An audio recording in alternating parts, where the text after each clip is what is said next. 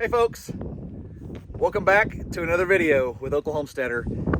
We are actually down in the Wichita Mountain Wildlife Refuge in southwest Oklahoma. This is our go-to. We've talked about it in numerous other videos. It's a cool overcast day. It's windy and I forgot my mic, so I hope you can hear me okay. But what we've done is we've unloaded our camper, our Capri Truckbed camper, here in a parking lot, and now we're going to load this thing and show you how it's loaded and secured to your truck. So before we go any further, I want to show you the installation. What Capri does when you pick your camper up is right there. There's an eye bolt. There's one in front of the wheel well and one behind the wheel well on both sides. And those things are heavy duty galvanized eye bolts. And that's how these things are anchored to your vehicle. Now, you can anchor these to the factory tie downs that are in your truck, but they do not recommend it, and neither do I. I have ratchet strapped these things if I'm ratchet strapping something down and these things bend and pull, that they're really not that great. And I can promise that these eye bolts are going to be way better. So that's a look at how these things are anchored, and let's get into getting backed under this thing.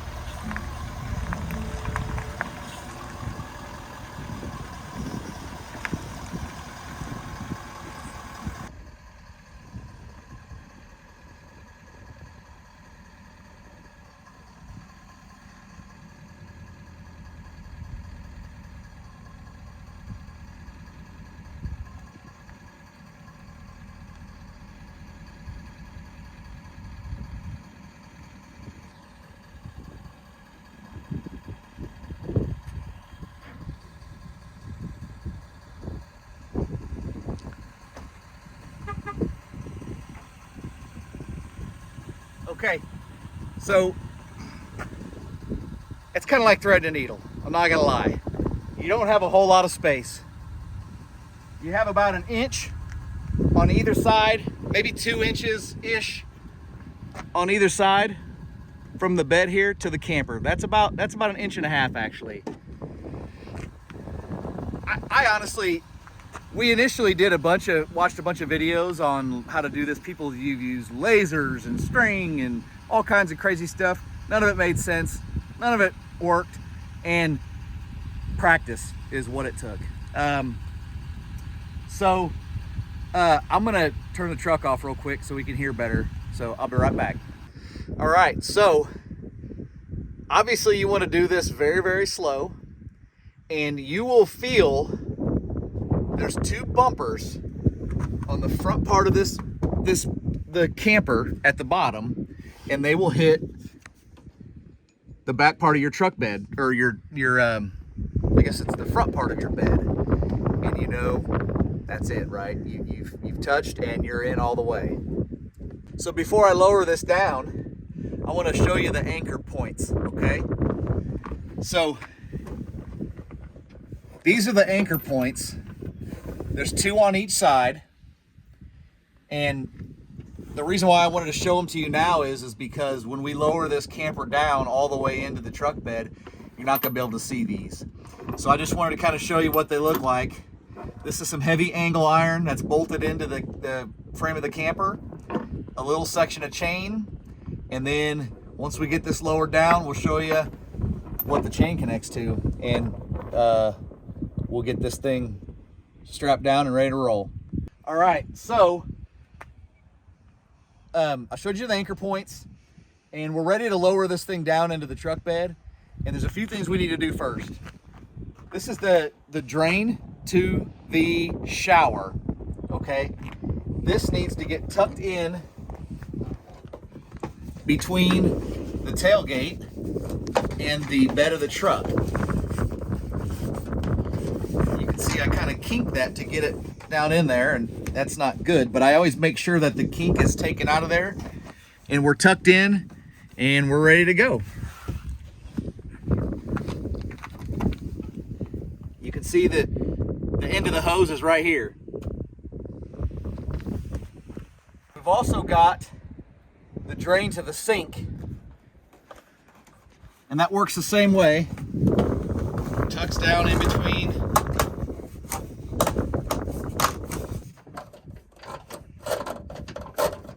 There it goes.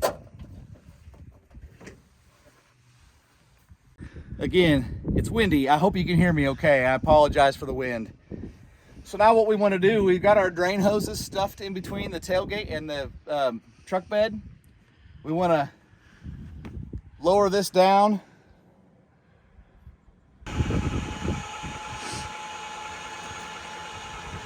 So as this goes down, I want to be watching the two drain hoses so they don't get pinched. They need to kind of set, that one comes straight down from the floor of the camper. It needs to go straight down. This one comes from a few feet up in from the camper, but as you can see, it's kind of got a little slot that it sets in so it doesn't get pinched.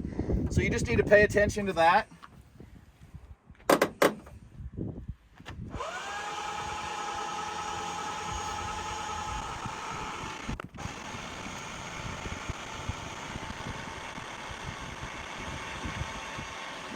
It's slow, but it beats the heck out of hand cranking these things. I promise you that.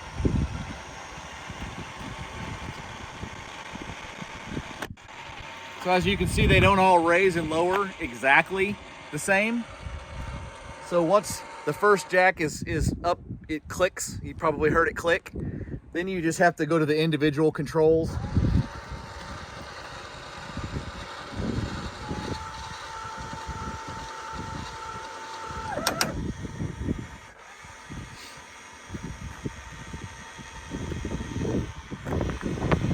You want to make sure these are all the way up.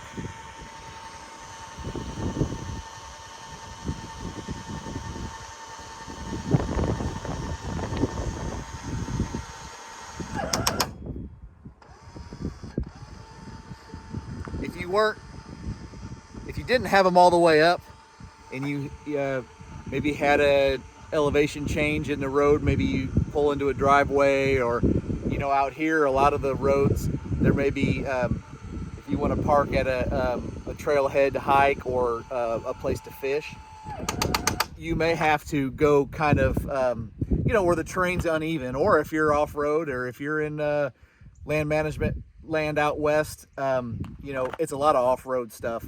And if you were to snag one of these jacks on something and bend that, which is very possible, there's the likelihood of getting those to retract are slim to none. Then you'd kind of be screwed. So okay, we've got this thing, all of it, we've got all four jacks all the way up. And all right, so the next thing we need to do is plug the lights in. And this is a simple 7-pin trailer light plug. This all comes with the camper, obviously.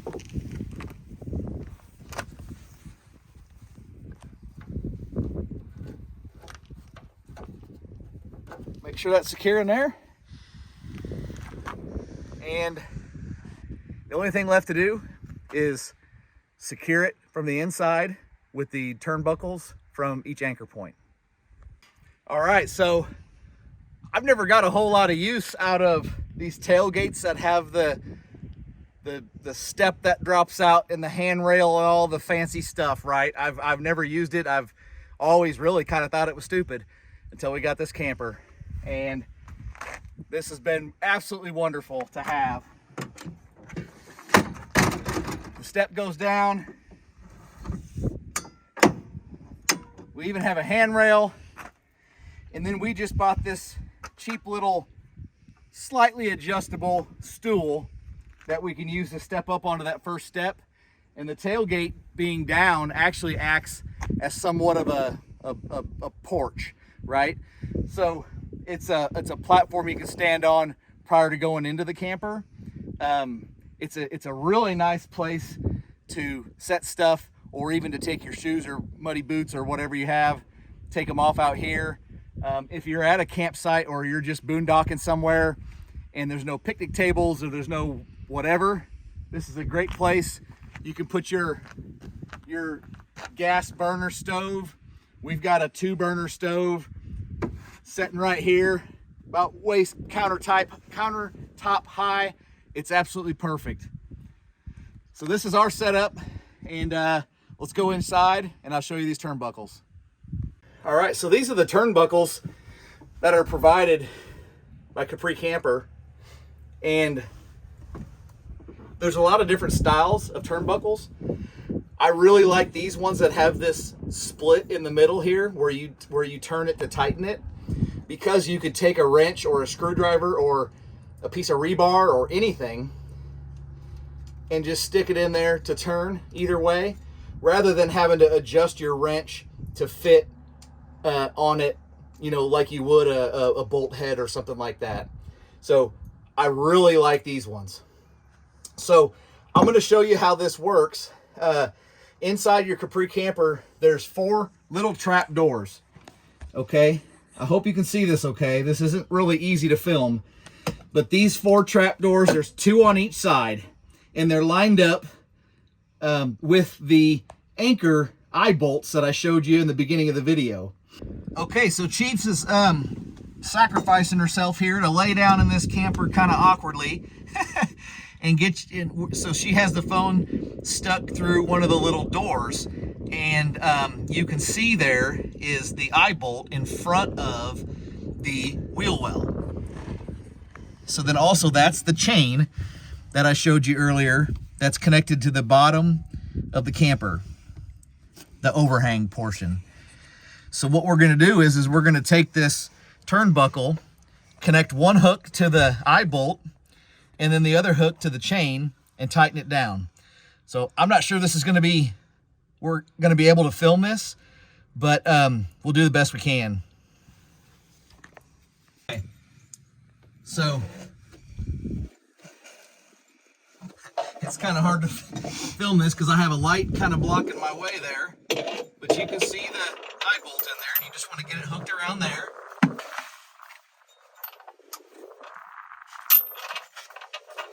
Get connected to your chain.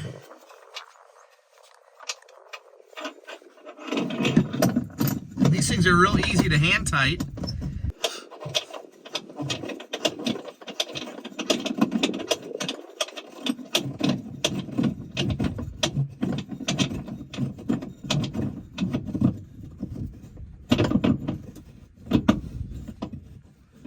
Okay, so I hand tighten it, and then I take my small crescent wrench, or you could use anything, a screwdriver or whatever.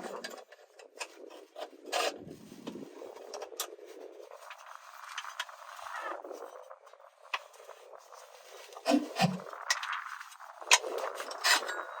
it a couple turns, and you're good.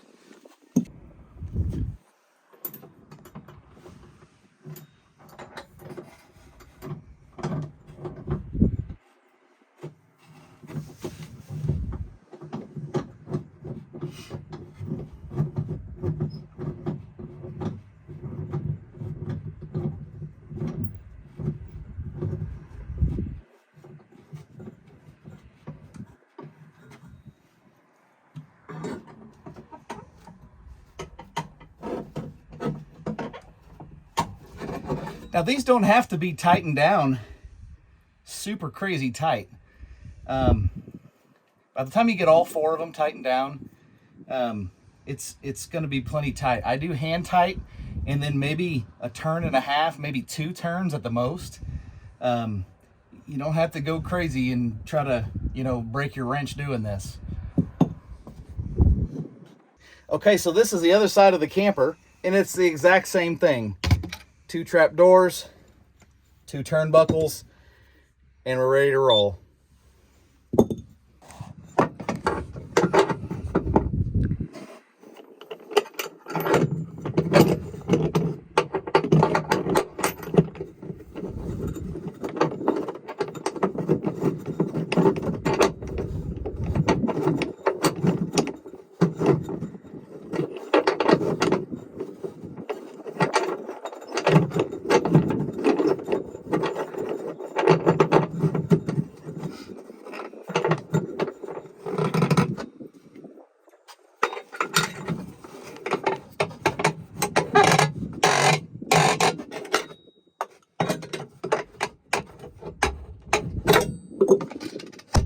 Okay, so I wanted to just mention real quick,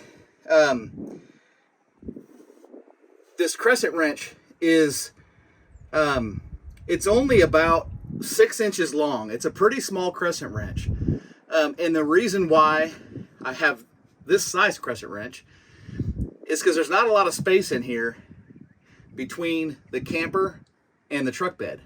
So the first time I did it, I had this 12-inch crescent wrench because it's what I had at the house, thinking, it would be simple, and it was not. It was super frustrating, super cumbersome, and I had a heck of a time maneuvering that wrench. There's plenty of room down here to get the job done, but no extra.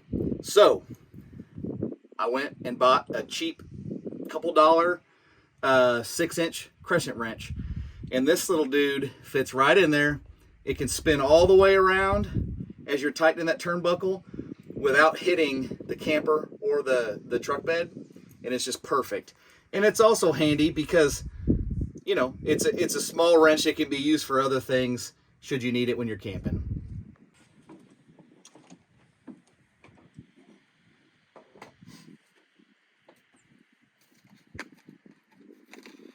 All right, so we're all secure and we're ready to roll. Now, you don't necessarily have to take this camper off your truck when you're camping. There are some times when we're on a short trip and we're really not doing a whole lot where we need to drive to other locations for whatever reason. We just leave it on the truck. It's totally fine. It's not rocky or unbalanced feeling at all as you're moving around in there or sleeping or anything like that. 9 times out of 10, we leave this thing on our truck when we're camping. We leave the jacks on just in case we decide that we need to take it off at a campsite. And while we're talking about the jacks, let me just show you that they are quite easy to take on and off. You've just got, the bracket stays on, and it's just 3 nuts and bolts. And they come off. This holds the motor, and the jack comes off, and it's really simple. Our problem is if we take them off, we don't have a great place to put them should we need them. So we have taken them off and left them at home. I personally think the camper looks a lot cooler. It looks a lot better without them. There might be an argument that it's a little bit more aerodynamic, a little bit less wind drag, with these off. So that's something else to think about. We typically leave them on there. It's one less step in the loading and unloading process, which we're always antsy to just hit the road and get to our destination. So this whole process, depending on how well my backing skills are that day, maybe 15 to 20 minutes. That's backing underneath the camper, lowering it down, placing the drain hoses and the lights, and the turnbuckles. Really pretty quick. Now, the first few times we did this, it took a lot longer than that. It did take a little bit of a rhythm. It did take some practice, but you know, anybody can get used to that. So anyway, we're set. We are going to get to our camping spot.